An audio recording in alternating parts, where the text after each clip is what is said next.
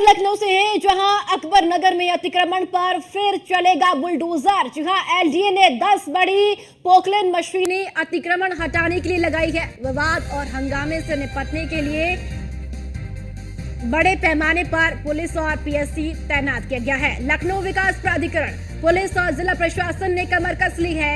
अकबर नगर में करीब 1200 मकान गिराए जाने हैं। कुकरेल नदी की जमीन पर कब्जा करके ये सभी मकान बनाए गए हैं। सुप्रीम कोर्ट से भी राहत इन्हें नहीं मिली है और अब एलडीए ध्वस्तीकरण की कार्रवाई करने जा रहा है। 1200 मकान हैं और 1200 मकानों को ध्वस्त किया जाएगा। लखनऊ विकास प्राधिकरण, पुलिस और जिला प्रशासन ने अब पूरी तरीके से कमर भी कस ली है। अकबर नगर में करीब 1200 मकान गिराए जाएंगे। कुकरेल नदी की जमीन पर कब्जा करके ये मकान बनाए गए हैं। तो अवैध कब्जों को हटाने के लिए लगातार एलडीए की ओर से कार्रवाई की जा रही है। और चलिए ज्यादा जानकारी के साथ संवाददाता नीलेश चौहान हमारे साथ जुड़ चुके हैं। नीलेश, एलडीए अब ध्वस्तीकरण की कार्रवाई करता हुआ नजर आ रहा है। 1200 मकान गिराए जाएंगे। देखिए, बिल्कुल मैं इस समय अकबर नगर में मौजूद हूँ, जहाँ तस्वीरें सीधे आपको दिखाऊंगा कि जो यहाँ के लोग हैं जिन्होंने यहाँ पर अवैध रूप से मकान बनाए थे, उनको एलडीए की तरफ से नोटिस जारी किया गया था, जिसके बाद यहाँ के लोग हाई कोर्ट गए, हाई कोर्ट से सुप्रीम गए और हाई कोर्ट और सुप्रीम कोर्ट ने भी माना है कि ये मकानों को ध्वस्तीकरण की कार्रवाई की जाए। तो देख सकते हैं कि लोग अपने घरों से जो सामान है वो निकाल कर यहाँ से फिलहाल बस्ती को खाली कर रहे हैं। दूसरी ओर अपने सहयोगी वीरेंद्र से कहूँगा तस्वीरें दिखाएं कि जो बुलडोजर हैं वो लगातार अलग अलग इलाकों में गरज रहे हैं। 1 दर्जन से ज़्यादा जो बुलडोजर हैं वो यहाँ पर बुलाए गए हैं और ये देख सकते हैं कि ये सहयोगी से कहेंगे दोनों ओर को जोड़ने वाली जो सड़क है उसको दिखाएं कि दोनों तरफ जो है अकबर नगर की बस्ती है, जहाँ पर 1500 से ज़्यादा मकान है और जिनको अवैध माना गया है।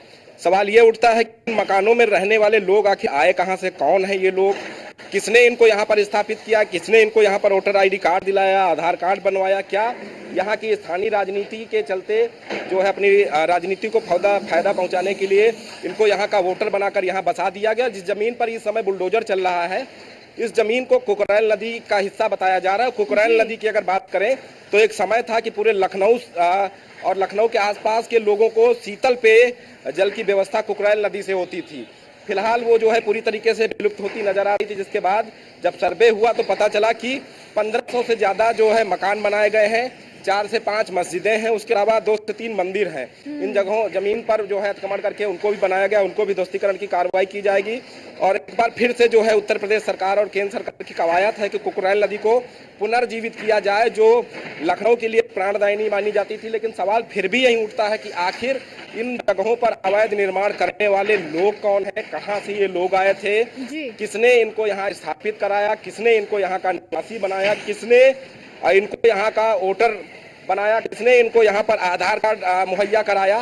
ये तमाम सवाल उठते हैं और सवाल उन सरकारों पे भी उठते हैं जिन सरकारों के समय यहाँ पर बड़े पैमाने पर अवैध निर्माण हुए। 1500 मकान जो है छोटे बड़े मकान हैं, कमर्शियल शोरूम है, अगर हम उनको जोड़े तो कहीं ना कहीं कई बीघों की ये जमीन होती है और जो बेशकीमती जमीन है, ये अगर जमीन की बात करें तो अयोध्या हाईवे के करीब जमीन है। उसके अलावा ठीक बगल में इंदिरा नगर है, उसके 500 मीटर दूरी पर गोमती नगर है। तो ये इलाका काफी महत्वपूर्ण हो जाता है और जो कवायद थी लखनऊ विकास प्राधिकरण की कहीं ना कहीं वो अब कामयाब होती नजर आ रही है। आप देख सकते हैं कि रोड के बीच में स्पीकर लगाए गए हैं और इन स्पीकरों से लगातार अनाउंसमेंट किया जा रहा है कि जिन लोगों को लखनऊ विकास प्राधिकरण की तरफ से आवास अलॉट किए गए हैं, आवंटित कर दिए गए हैं, आवंटन पत्र मिल गया है, वो तत्काल प्रभाव से अपने घरों को खाली कर दे, अन्यथा जो है बुलडोजर की कार्रवाई शुरू हो जाएगी। तो देख सकते हैं कि लाइन से एक के बाद एक तमाम मकानों को ध्वस्त किया गया है और आधा दर्जन से ज्यादा अभी भी जो लखनऊ विकास प्राधिकरण के बुलडोजर हैं अलग अलग जगहों पर ध्वस्तीकरण की कार्रवाई करते हैं। उसके अलावा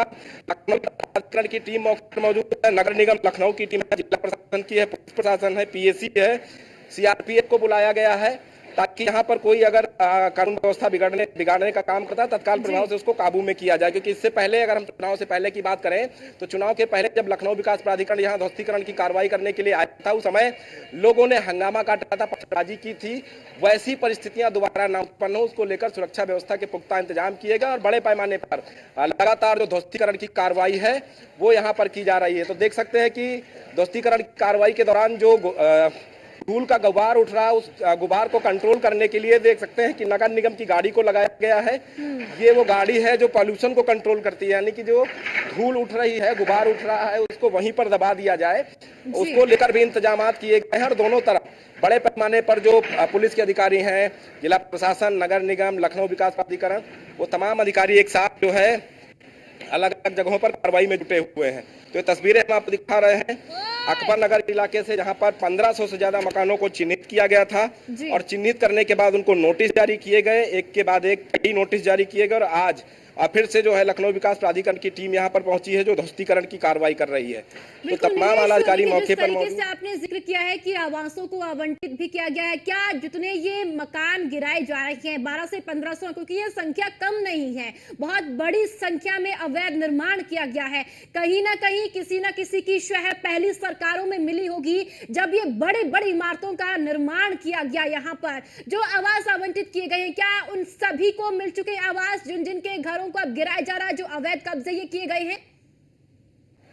देखिए, बिल्कुल लखनऊ विकास प्राधिकरण के वीसी इंद्रमणि त्रिपाठी से अब से कुछ देर पहले ही हमने बात की थी। उनका साफ तौर पे कहना है कि अकबर नगर इलाके के जिन मकानों को ध्वस्तीकरण के लिए चिन्हित किया गया है, उन चिन्हित किए गए मकानों के जो मालिक हैं उनको प्रधानमंत्री आवास योजना के अंतर्गत बसंत कुंज योजना में मकान आवंटित किया गया है। और जिनको आवंटन पत्र मिल चुका है वो तत्काल प्रभाव से अपने घरों को खाली कर दें, क्योंकि ध्वस्तीकरण की कार्रवाई लखनऊ बेंच के अलावा अगर हम बात करें इलाहाबाद हाई कोर्ट और सुप्रीम कोर्ट के निर्देश के बाद आज फिर से विकास प्राधिकरण के द्वारा की जा रही दर्जन भर से ज्यादा बुलडोजर यहां पर मंगाए गए हैं जो लगातार ध्वस्तीकरण की कार्रवाई में लगे हुए हैं।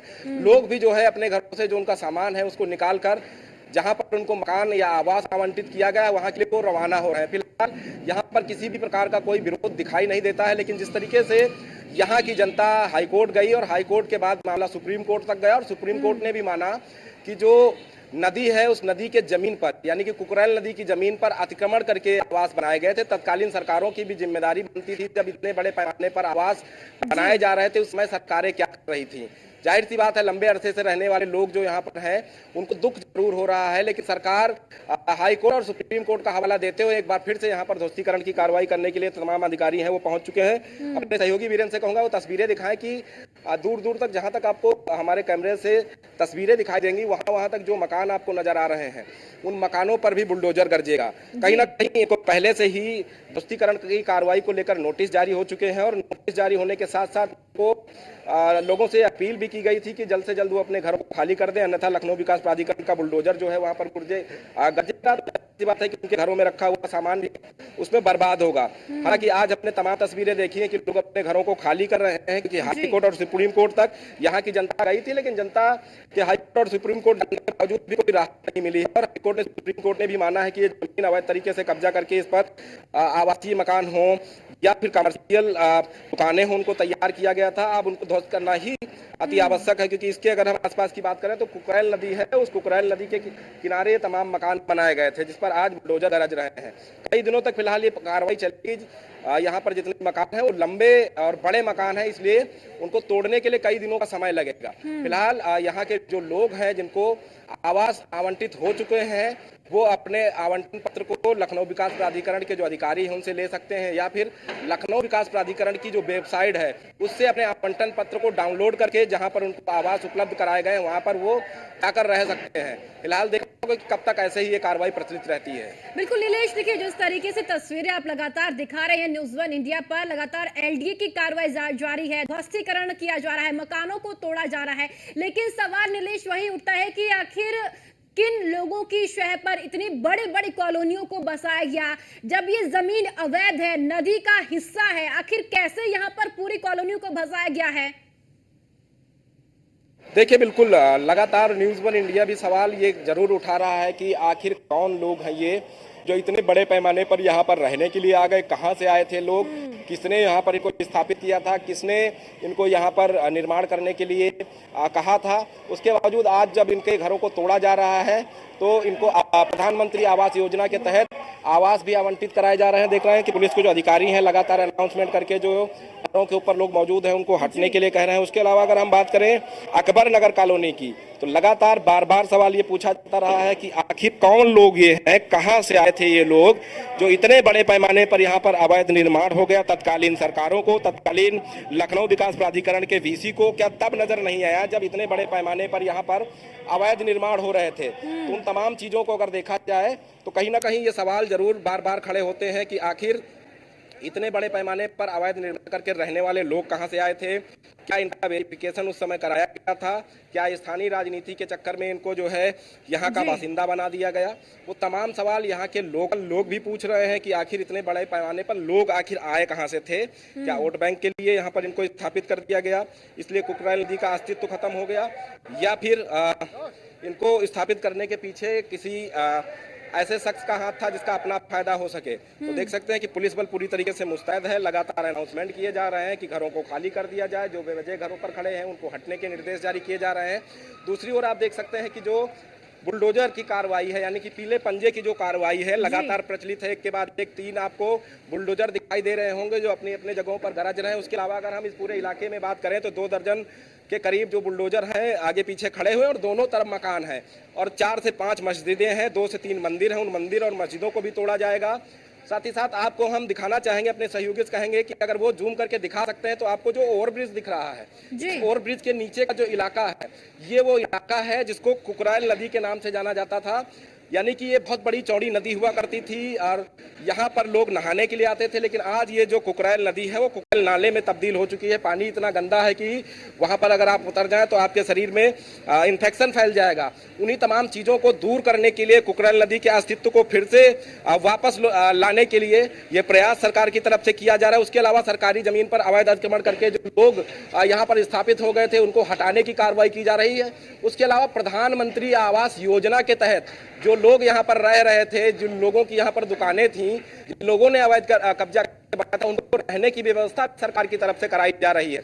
कहीं ना कहीं लखनऊ विकास प्राधिकरण की तरफ से अभी तक 1500 से ज्यादा परिवारों को आवंटन पत्र दे दिया गया है। यानी कि कहा जा सकता है कि 1500 से ज्यादा लोगों को बसंत कुंज योजना में, जो कि लखनऊ विकास प्राधिकरण की योजना है, वहां पर आवास आवंटित किए गए हैं और लगातार लोग यहाँ से अब जो है। नीलेश, आप नजर बनाए रखिए, जानकारी आपसे फिर से हासिल करेंगे। फिलहाल आपका बहुत बहुत शुक्रिया जानकारी साझा करने के लिए। तो एलडीए की ओर से लगातार ये कार्रवाई जारी है। अवैध कब्जों पर एलडीए प्रशासन लगातार कार्रवाई करता हुआ नजर आ रहा है और ध्वस्तीकरण अब लगातार अकबरपुर में जारी। और चलिए इसी के साथ इस बुलेटिन में इतना ही। दीजिए इजाजत, नमस्कार।